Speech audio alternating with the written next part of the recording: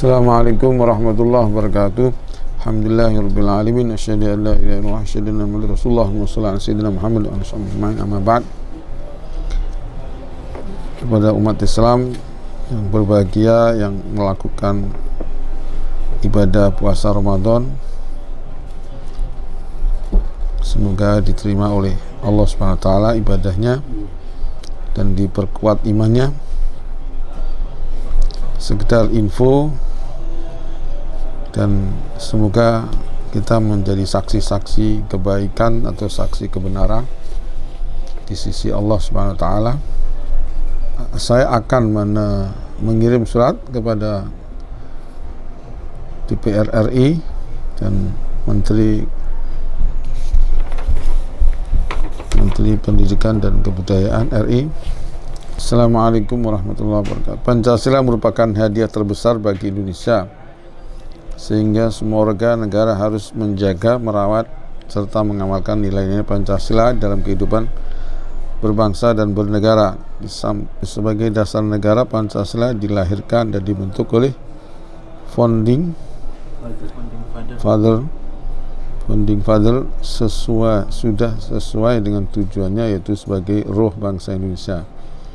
Dari sila-sila Pancasila mulai dari 1 sampai 5 merupakan pengikat dan alat pemersatu bangsa yang terdiri dari berbagai keanekaragaman bangsa, suku, etnis, dan agama di Indonesia. Gagasan dasar negara yang telah dibentuk oleh Founding Father meliputi ketuhanan, peri kemanusiaan, peri kerakyatan, dan kesejahteraan rakyat. Pancasila juga mampu membentengi masyarakat Indonesia dari perpecahan, sekaligus menangkal masuknya ideologi komunis, radikal, dan liberal. Bahkan Indonesia merupakan bahasa persatuan bangsa Indonesia. Bahasa Indonesia merupakan bahasa persatuan bangsa Indonesia. Bahasa Indonesia diresmikan sebagai bahasa nasional setelah proklamasi kemerdekaan Indonesia pada 18 Agustus 1945. Sayang pada saat itu dihilangkan 7 kalimat yang merupakan kesepakatan panitia kemerdekaan, konsensus waktu itu. Sebetulnya ada teror. Ketetapannya dituangkan dalam Undang-Undang Dasar 1945 pasal 36 yang menyatakan bahwa bahasa negara ialah bahasa Indonesia.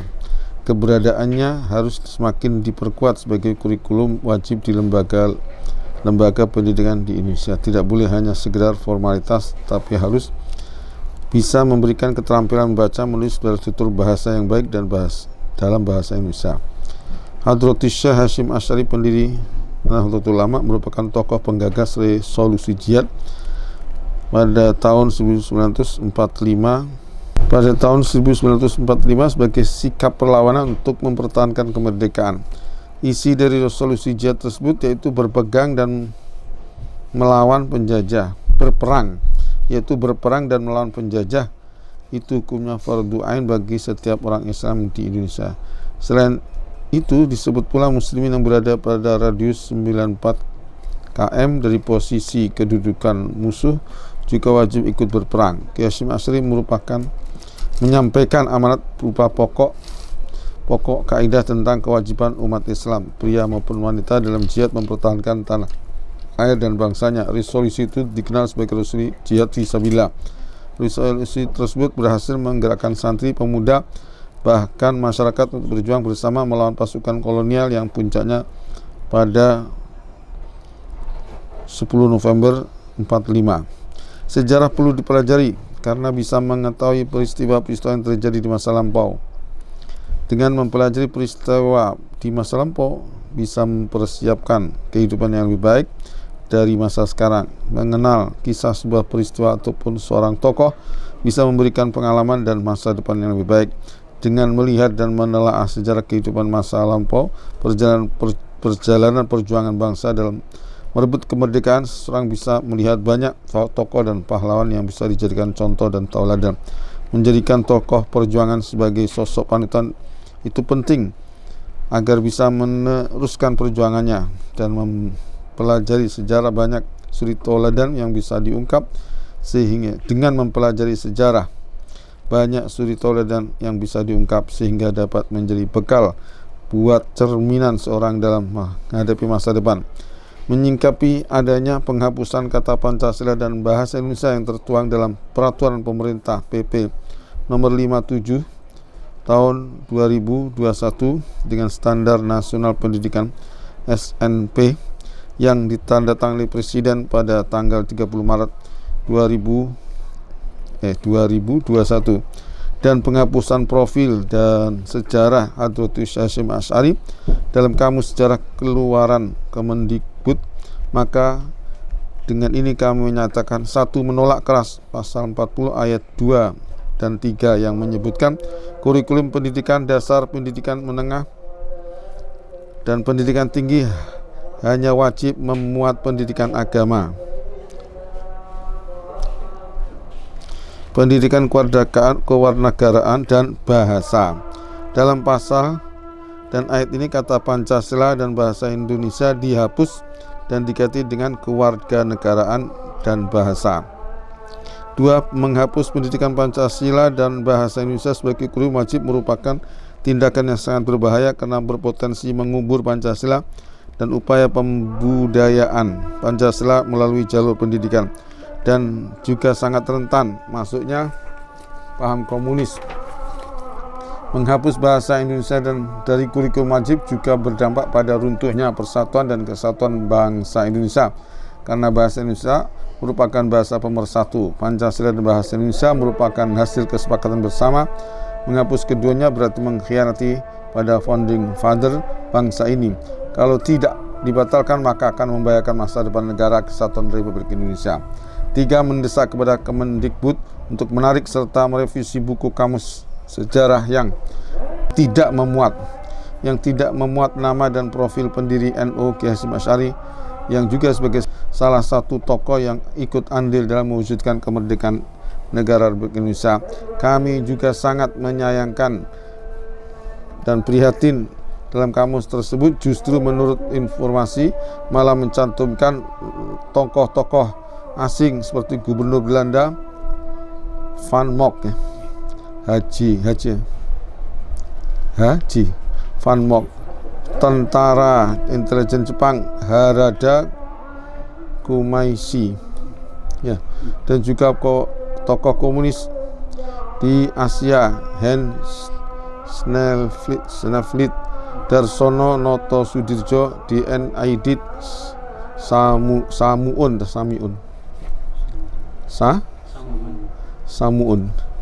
4. Kami mengajak kepada semua elemen bangsa, para Kiai Habib dan para tokoh bangsa untuk bersama-sama menolak keras pasal-pasal yang tidak relevan mendukung kemajuan pendidikan karakter bangsa melalui uji materi judicial review di Mahkamah Agung MA Republik Indonesia.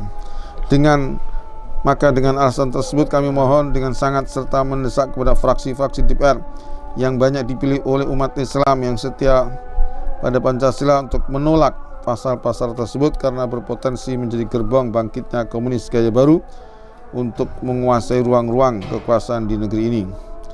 Kami mengajak para pemegang kebijakan di negeri ini, mari kita bersama-sama bertobat kembali kepada Allah SWT, lebih-lebih saat bulan Ramadan. Sudah terlalu banyak bangsa melakukan kesalahan, ketidakadilan, kezaliman. Banyak saat ini para pemimpin tokoh yang berpikir aneh-aneh, terjangkit virus komunisme, lebih bangga dengan tokoh-tokoh komunis daripada kiai yang ahli sunnah, yang pendiri-pendiri pesantren atau organisasi atau jamiah yang benar-benar memperjuangkan ahli sunnah dulu.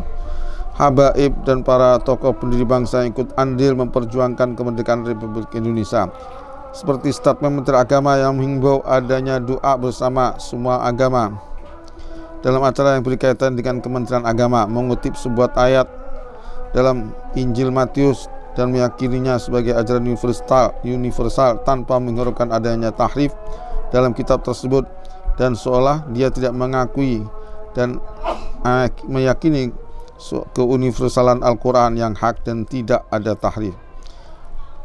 Tidak ada tuntutan, katanya tidak ada tuntunan dalam agama terkait mudik dan takbiran dan lain-lain. Statement Ketua PBNU yang menyatakan bahwa negara Cina bukan negara komunis, tapi Cina, tanpa Cina maka tidak ada Islam di Indonesia, bahkan tidak ada Indonesia. Martabat suatu bangsa tergantung budayanya, bukan agamanya. Jangan sebut kafir pada non-muslim dan lain-lain. Lahirnya RUU HIP, hilangnya frasa agama dalam peta jalan pendidikan nasional, kezaliman terhadap Habib Muhammad Rizik Syihab, kezaliman yang luar biasa kepada Habib Muhammad Rizik Syihab dan teman-temannya, dan menghilangkan jejak pembunuhan kepada 6 laskar FPI, penghapusan Pancasila dan bahasa Indonesia dalam kurikulum wajib, hilangnya sejarah Hadratus Syekh Hasyim Asy'ari dari buku kamus sejarah Kemendikbud dan lain-lain. Para pemegang kekuasaan lebih membela kepentingan asing dan asing ketimbang kepentingan bangsa sendiri. Mari takut kepada siksa Allah. Yang sudah terlalu banyak peringatan dari Allah kepada bangsa ini, bencana alam, banjir bandang, longsor dan gempa dan lainnya. Gempa dan longsor ditutup-tutupi di banjir ditutupi di NTT yang di sana dilegalkan produksi miras, dan di sana juga kerumunan Presiden Jokowi luar biasa. Akrabnya dengan orang Kristiani luar biasa. Demikianlah surat penolakan kami sebagai bentuk tanggung jawab kami kepada umat, bangsa dan negara kesatuan Republik Indonesia. Assalamualaikum warahmatullahi wabarakatuh. Rembang 21 April 2021, tertanda K. Haji Muhammad Najih Maimun. Tembusan kepada Kemendikbud, Ketua Komisi 10 DPR RI. Demikian tanggung jawab saya sampaikan. Semoga kita diselamatkan oleh Allah Ta'ala. Alhasil kami menghimbau agar diselamatkan negara ini. Doakan mumpung Ramadan, mari umat Islam berdoa yang sebanyak-banyaknya. Di dalam Quran di surat Baqarah disebut, wa idza sa'alaka ibadi anni fa inni qaribun ujibu da'watad da'i idza da'ani falastajibu li wal yu'minu bi la'allahum yarshudun. Ayat ini disebut setelah membahas bulan Ramadan, syahrul Ramadan alladzi unzila fil Quran. Mari kita berdoa semoga Islam tetap jaya di Indonesia, dan semoga komunis dihancurkan oleh Allah Ta'ala, dan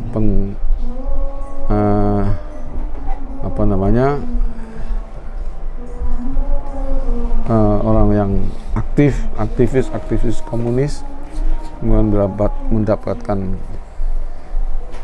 mendapatkan azab dari Allah di dunia dan akhirat. Kalau akhirat pasti, di dunia ini semoga mereka juga mendapat azab Allah. Tidak berhasil cita-cita mereka mengkomuniskan Indonesia. Kalau ada yang bilang bahwa negara Cina sudah kapitalis, ya itu namanya komunis baru. Mereka tetap punya ideologi komunis, tapi dengan cara kapitalis yang merusak.